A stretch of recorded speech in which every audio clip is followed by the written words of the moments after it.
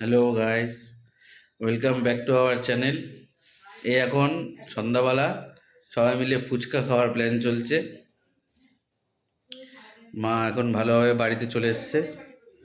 এই যে মা শুয়ে আছে এখন।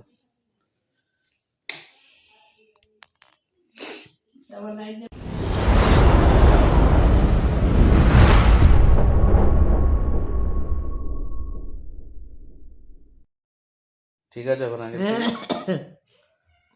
শরীর ঠিক আছে? বাড়িতে নিয়ে এসছি আজকে হসপিটাল থেকে।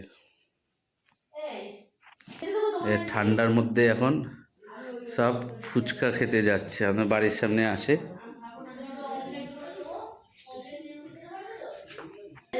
আমাদের বাড়ির সামনে ফুচকাওয়ালা আসে, এখন ফুচকা খাওয়া চলছে।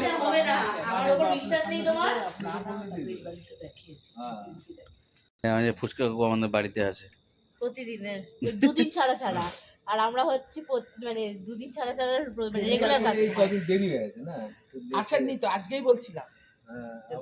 আসলে কি কালকে স্টলে গেছিলাম।